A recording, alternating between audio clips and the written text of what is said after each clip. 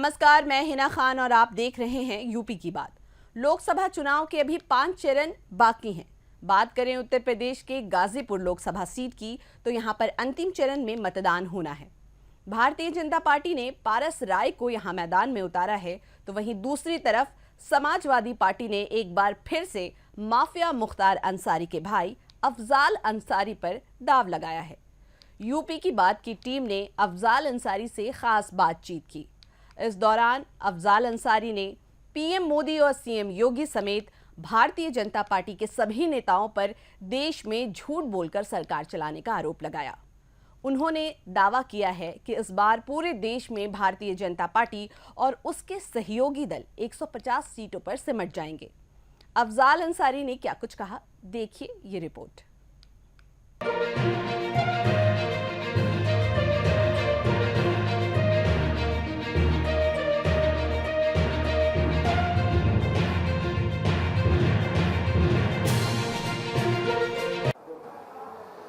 लोकसभा चुनाव की सरगर्मियां बढ़ गई हैं। अगर मैं बात करूं तो गाजीपुर में अंतिम चरण में मतदान है और यहां पर समाजवादी पार्टी गठबंधन ने अफजाल अंसारी के ऊपर एक बार फिर से दाव खेला है। इसके पहले यहां पर ये सांसद हैं।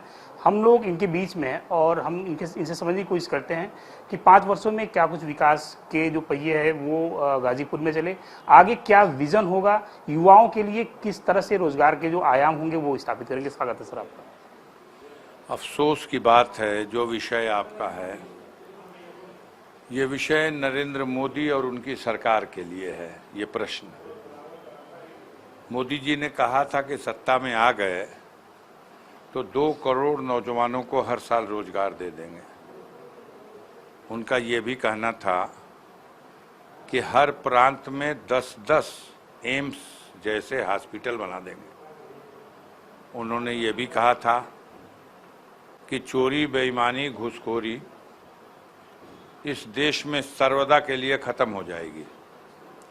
उनका ये भी कहना था कि किसानों की आमदनी को दोगुना कर देंगे। उन्होंने ये भी कहा था कि ये जो डॉलर की कीमत 62 रुपए है, ये देश की मुद्रा की कीमत का गिरना देश की साख को बट्टा लगाता है। उन्होंने ये भी कहा था कि 400 का सिलेंडर मिलता है। ये कितना दुर्भाग्यपूर्ण है, इतनी महंगाई के 54 रुपए लीटर का डीजल और 64 रुपए लीटर का पेट्रोल बिक रहा है। उन्होंने कहा था कि अगर हमारी सरकार बनी तो 100 दिन में महंगाई पर नियंत्रण पा लेंगे और देश का जो काला धन चुरा करके ले जाकर के स्विस बैंक में रखा गया है, उस धन को वापस ला के देशवासियों में बंटवा देंगे। ये सारे प्रलोभन थे, जिस प्रलोभन में, जिस झांसे में जनता आ गई और सरकार बन गई। अब सरकार बनने के बाद उन्होंने किया क्या? कहा कि हवाई चप्पल वाले को हवाई जहाज में उड़ाएंगे। दुनिया सोचने लगी कि इससे अच्छा क्या हो सकता है, तो बड़े गरीब परवर आदमी हैं। पता चला हवाई जहाज ही बेच दिया। आप भी जानते हैं एयर इंडिया उन्होंने टाटा को बेच दिया। हवाई अड्डा अडानी को बेच दिया। लखनऊ का हवाई अड्डा अडानी का हो गया। आपको पता है कि लाल किला 50 साल के लिए डालमिया को दे दिया गया। बंदरगाह बंधक रख दिए गए। LIC का शेयर बेचा जा रहा। बिजली प्राइवेट हाथों को दे दी गई। रोज बेचा जा रहा। फैक्ट्रियां बेची गईं। तिराह तिराह मचा हुआ है देश में। मोदी जी से सवाल ये खड़ा करना चाहिए कि अब आप आ गए तीसरी बार सरकार बनाने के लिए जनता के बीच में, तो पहली बार जो वादा हुआ था और देश का प्रधानमंत्री आप बने, सरकार आपकी बनी, आपने इन वादों के सिलसिले में क्या किया? क्या आज डॉलर 62 रुपए का है? क्या 85 रुपए का? क्या आज सिलेंडर 400 का है या 1200 रुपए का? क्या आज की डेट में पेट्रोल 100 रुपए का नहीं है? क्या आज की डेट में 90 रुपए का डीजल नहीं है? क्या हाल है? बच्चों के स्कूल में उनकी फीस के दाम 10 गुना बढ़ा दिए गए। रेल आपने कहा था बुलेट ट्रेन चलाएंगे, लोग बुलेट ट्रेन का इंतजार करते रहे और साधारण ट्रेन का आपने जनरल बोगी खत्म कर दिया। गरीब किसान मजदूर का बेटा उसी जनरल बोगी में यात्रा करता था। किराया 3 गुना बढ़ा दिया। ऐसी स्थिति में जब आप रेल बेच रहे हैं, जहाज बेच रहे हैं, स्टेशन बेच रहे हैं, बंदरगाहों को बेच रहे हैं, एयरपोर्ट को बेच रहे हैं, खरीदा क्या आपने? बस एक चीज, और वो चीज खरीद के आपने अपने सारे ऐप पे पर्दा डाल दिया। जनता पूछती है कि आखिर ये गोदी मीडिया वाले एक तरफा क्यों दिखाते हैं? हम उनको समझाते हैं कि भैया, देश की सारी संपत्ति बेच के यही तो खरीदा है उन्होंने। गोदी मीडिया को खरीद लिया, उनके पापों पर पर्दा डाल दो, जनता का ध्यान किसी और तरफ मोड़ दो और 400 के पार उनकी सीट पहुंचा दो। जनता इंतजार कर रही कि कोई बात करे महंगाई पर, कोई बात करे रोजी रोजगार पर, कोई सवाल उठाए भ्रष्टाचार पर, गिरती हुई कानून व्यवस्था की स्थिति पर। तो सवाल उठेगा क्या किया? तो एक सांसद क्या कर सकता है? 250 किलोमीटर गाजीपुर लोकसभा क्षेत्र में गाजीपुर का सांसद पीएमजीएसवाई के अंतर्गत पक्की सड़क बनवाया है। एक सांसद की औकात। आपने पूछा क्या किया? 70 गांवों में छोटी छोटी जनता की जरूरतों को पूरा करने के लिए सीसी रोड बनवाया है। आप मोदी जी से पूछो कि 5 साल में बंद कर दिया चापाकल हैंडपंप, जिसका पानी आज भी गरीब पी रहा। 5 साल में आपने तो एक हैंड पाइप लगवाने का पैसा नहीं दिया। गाजीपुर के सांसद ने अपनी विकास निधि से बजट देके 350 हैंडपंप लगवा दिया, 1000 सोलर लाइट लगवा दिया। और पूछिए, इसके आगे कोई सवाल सरकार से करो। नहीं, मैं सांसद तो एक छोटा सा उस सरकार का, वो भी विपक्ष में बैठने वाला मोहरा है। देखिए, हम सरकार लेकिन औकात बता दिया हमने। सरकार से भी हम सवाल करते हैं। एक बहुत ही प्रमुख सवाल है कि अगर आपको जनता यहाँ आशीर्वाद देती है, देखिए बेरोजगारी बहुत ज्यादा है, यहाँ के युवाओं की बात है। सुनिए, यहाँ जनता हमको आशीर्वाद देती है, लेकिन मोदी सरकार गन्ना मिल बंद कर देती है। तो अफजाल क्या करेंगे? मोदी की सरकार बड़ौरा सूती कताई मिल बंद कर देती है, अफजाल क्या करेंगे?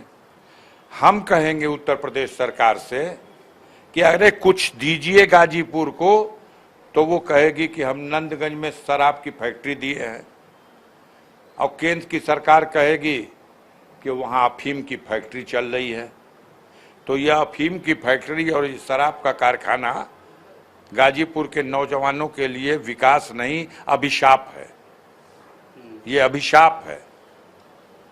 गाजीपुर के नौजवानों ने देश की आज़ादी के लड़ाई में कुर्बानी दी, तब देश आज़ाद हुआ। बदले में क्या मिला? गंगा का एक ब्रिज मोदी के खाते में लिखेंगे कि योगी के खाते में लिखेंगे कि सिन्हा के खाते में लिखेंगे, जो अभी अधूरा है। कोई खैरियत नहीं पूछेगा कि जमानिया का गंगा ब्रिज किसने बनाया, सैदपुर का गंगा ब्रिज किस सरकार ने बनाया, क्योंकि वो मुलायम सिंह की सरकार में बना। 4 गंगा ब्रिज कहाँ बने, कैसे बने, इसका कोई हिसाब नहीं। गाजीपुर का हमीद सेतु गंगा ब्रिज मोदी ने बनाया नहीं, धंसा दिया। इनकी सरकार में धंस गया। आज उस पर बस और ट्रक नहीं चलता।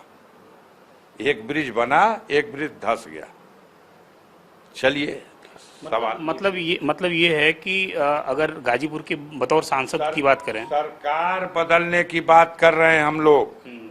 मोदी को केंद्र से हटाना है, तो मोदी के हटते ही जो सरकार बनेगी, वह सरकार मोदी की उस नीति को रद्दी कागज के टोकरी में फेंक देगी, जो 4 साल के लिए सेना की भर्ती के नाम पर अग्निवीर की योजना उन्होंने बनाई। इसको रद्दी कागज की टोकरी में फेंक देंगे। अब पूर्णकालिक भर्ती होगी, जैसे जवान पहले भर्ती होता था, अब पूरी सेवा देने के बाद घर रिटायर होके आता था। मोदी जी के कार्यकाल में 21 साल का जवान भर्ती होता है, 1.5 साल ट्रेनिंग करता है, 2 बार साल भर के बाद उसको 15 दिन की छुट्टी अपने परिवार से और अपने माँ बाप से मिलने की मिलती है, और तीसरी बार यानी 25 साल की उम्र में अपना होलडाल बुलिया बिस्तर बांध के सूटकेस अटैची लेके घर चला आता है। न उसे भविष्य निधि मिलती, न उसे कोई पेंशन मिलती। हमारी सरकार बनेगी, पलट देंगे इसको। सांसद जी, हाँ, मैं पूछ रहा हूँ, स्थानीय मुद्दों पे थोड़ी सी बात कर लेते हैं। आपने राष्ट्रीय मुद्दे को, स्थानीय मुद्दे बतिया रहे हैं, अब स्थानीय आ गया। आप हिसाब करोगे, हम हिसाब करेंगे मोदी सरकार का। अगर हिसाब करना है स्थानीय मुद्दे का, तो आपसे निवेदन करेंगे, जरा पूछ लीजिए 1996 में गाजीपुर में सांसद कौन बना, 1998 में गाजीपुर में सांसद कौन बना, और 1999 में गाजीपुर में सांसद कौन बना। 3 कदम चलिए पीछे। 96 में आ गए मनोज सिन्हा, एक 500 मीटर की सड़क दिखा दो। 98 में आ गए ओम प्रकाश, मनोज सिन्हा हार गए। फिर 99 में अवतार हो गया मनोज सिन्हा का। 99 से 2005, 5 साल का कार्यकाल, 1 किलोमीटर की सड़क दिखा दो। तब कहेंगे सरकार दूसरे की थी। अफजाल अंसारी से पूछबो कि सन 47 से आज ले तू का कैला है, बता तो दिया 250 किलोमीटर। मनोज सिन्हा के तीनों कार्यकाल में 100 किलोमीटर भी बनी हो। पीएमजीएसवाई तब भी थी और आज भी है। 2019 में तो हम सांसद हुए ना। पीएमजीएसवाई का प्रस्ताव हम देते हैं, सांसद देता है, अनुमोदन सांसद करता है। बजट केंद्र सरकार में ग्रामीण विकास मंत्रालय देता है, उद्घाटन और शिलान्यास सांसद करता है। 250 किलोमीटर, 200 करोड़ रुपया गाजीपुर लोकसभा क्षेत्र में ठोक के कह रहा हूं तुम्हारे सामने। अब क्या पूछना चाहते हो?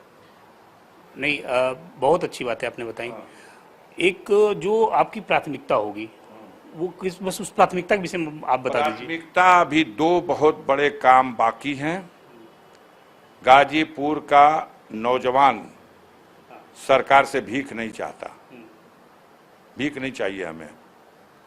मोदी कहते हैं कि 5 सेर अनाज दे रहे हैं और अगले 5 साल तक अभी अनाज देंगे। हम कहते हैं मोदी जी देश को क्यों ठग रहे हो? तुम 5 सेर अनाज नहीं दे रहे हो। यह 5 सेर अनाज देश की जनता को अनाज, ये पिछली सरकार में 14 से पहले सरकार ने खाद्य सुरक्षा अधिनियम का बिल पास किया था और भारत के हर नागरिक को 2 रुपया किलो गेहूं और 3 रुपया किलो चावल देने का देश में कानून बन गया था और बांटा भी था। मोदी ने क्या दिया? 5 सेर अनाज नहीं दिया। 5 सेर अनाज के बदले लिया जाने वाला 10 रुपया, 2 रुपए किलो से 5 सेर का 10 रुपया, वो 10 रुपया कह दिया ये छूट। और कहते हैं पूरा अनाज उन्होंने दे दिया। पूरा अनाज किसे दिया? 18 रुपया अनाज का तो मनमोहन की सरकार का है, उसने किया था खाद्य सुरक्षा अधिनियम पास। आप कहां थे? अभी गुजरात में थे आप। और पूरे भारत में 2 रुपए किलो गेहूं और 3 रुपए किलो चावल बिका। आज अगर मोदी 5 किलो चावल देते हैं तो 5 किलो चावल में अगर वो 30 रुपए किलो का चावल है तो 37 रुपया उसमें, 27 रुपया उसमें मनमोहन सरकार का है, 3 रुपया मोदी की सरकार का। गेहूं देते हैं, 20 रुपए किलो का गेहूं है तो 18 रुपया मनमोहन सिंह की सरकार का, उसकी देन है, उसकी छूट है। 2 रुपया तुम्हारी सरकार का। तुम चालाक हो, यही तो गुजराती मॉडल है। दूसरे का बबुआ खेला के कह दो हमारा है। ये आप कहते हो, शर्म आनी चाहिए कि हम अगले 5 साल तक अभी ये 5 किलो अनाज देते रहेंगे। हिम्मत होती तो कहते कि 10 साल की सरकार चलाया, बड़ी भूल हो गई, गलती हो गई, देशवासियों माफ कर दो, हम तेरे हाथों को रोजगार नहीं दे सके, अगले 5 साल में एक दाना मुफ्त का अनाज नहीं देंगे, तुम्हारे बच्चों को काम दे देंगे, वो अपने घर के चूल्हे का और रोटी का, अपने रोजी का और घर का और मकान का, अपने कपड़े को, तन को ढकने के कपड़े का इंतजाम कर लेगा। वो अच्छा होता। रोजगार दे दो, वो गरीब नौजवान रोजगार पाएगा तो अपने रोटी कपड़े मकान का इंतजाम कर लेगा। तुम्हारी भीख पर, तुम आज तो भीख दे ही रहे हो 10 रुपया महीना भर में, माने 15 रुपया महीना भर में अगर चावल दे दिया तो 15 रुपया, गेहूं दे दिया तो 10 रुपया, और उसके बदले जर्मनी में जाकर के, लंदन में भाषण दोगे कि हम 80 करोड़ परिवार को अनाज देते हैं तो घर में रोटी जलती है और चूल्हा जलता है और गरीब रोटी खाता है। गरीबी का अपमान मत उड़ाओ। कहते हो कि हम भी गरीब परिवार के थे, तो गरीबों का अपमान मत करो। गरीबों के हाथों को काम दो, काम कर करके वो अपनी रोटी का इंतजाम कर ले, इस बात का प्रबंध करो। भारतीय जनता पार्टी कह रही है इस बार 400 पार। वो कम कही, अब बंद हो गया। पहले राउंड की जैसे ही वोटिंग हुई, नारा बंद। अब गोदी मीडिया वाले नारा लगा रहे हैं, जोर लगा लगा के 400 के पार, 400 के पार। हवा निकल गई 150 के आसपास। पूरी भारतीय जनता पार्टी और एनडीए सिमट रही है रोज बड़ी तेजी से। इंडिया गठबंधन बुलंदी की तरफ। आम जनता चुनाव लड़ रही है। आम जनता ने यह तय कर लिया है कि इसने झूठ बोला है देश की जनता से। देश पर 205 लाख करोड़ रुपए का कर्ज हो गया, ये सबको पता चल गया। सबको पता है कि इनके सांसद भाषण दे रहे हैं कि 400 पार का नारा इसलिए दिया था कि अगर हम लोग जीत जाते तो संविधान बदल देते। बाबा साहब के संविधान को भारत की जनता अपना सबसे पवित्र ग्रंथ मानती है और उसको संविधान बदलने की किसी कीमत पर भी वो तैयार नहीं है। एक वोट संविधान के नाम भारत की जनता ने ये नारा दिया है। इस बार संविधान बचाने के लिए, मोदी को सत्ता से हटाने के लिए भारत की जनता वोट करने जा रही है। गरीब हो, किसान हो, बेरोजगार नौजवान हो, आम इंसान हो, हर वर्ग, हर समाज, हर जाति के लोग आज मोदी के झूठ से आजी जा चुके हैं। मोदी जी से पूछिए मान्यवर, कहां है वो झूठ? कहां गया एम्स? कहां गई बुलेट ट्रेन? चलिए हम आपको भी घुमा दें, बता दीजिए कहां से कहां चल रही है। अपनी तरफ से टिकट कटा के आपको सैर करा दें। कहां चल रही है? एयर इंडिया बेच दिया और सारा पैसा लगा करके मीडिया के लोगों को 22 चैनल खरीद लिया। अंबानी ने 11 चैनल खरीद लिया। अडानी ने दिन रात एक कर दिया इन लोगों ने कि मोदी की 400 पार। उत्तर प्रदेश में 80 में 80 तारा नजर आ रहा, तारा। और तीसरा राउंड आते आते देखिएगा मंच पर भू भू रोने का नाटक करेंगे, क्योंकि जनता ने रुख मोड़ लिया है। यही वो जनता है जो किसी को फर्श से अर्श तक ले जाती है और किसी से नाराज हो जाए तो अर्श से उसे फर्श पर पहुंचा देती है। मोदी के साथ यही होने वाला है। बहुत ही बेबाकी के साथ गाजीपुर के जो समाजवादी पार्टी गठबंधन के प्रत्याशी अफजाल अंसारी साहब ने जवाब दिया और इनका जो सीधा निशाना था वो भारतीय जनता पार्टी और नरेंद्र मोदी की नीतियों पर था। इन्होंने उसका जमकर विरोध किया और इनका ये दावा है कि उत्तर प्रदेश में फिलहाल जो स्थिति है भारतीय जनता पार्टी की वो बहुत बुरी तरह से फ्लॉप हो रही है और कहीं ना कहीं से इंडी गठबंधन की जो सरकार है वो देश में बहुत बड़े स्तर पर आ रही है। किसी और जिले से किसी और प्रत्याशी के साथ हम आपसे मिलेंगे, तब तक के लिए दीजिए इजाजत। नमस्कार। तो सुना आपने सपा प्रत्याशी अफजाल अंसारी ने अपनी बात कितनी बेबाकी से रखी। उन्होंने बीजेपी सरकार को जमकर आड़े हाथ लिया। फिलहाल इस तरह से सियासी खबरें हम आपको दिखाते रहेंगे। आप देखते रहिए यूपी की बात।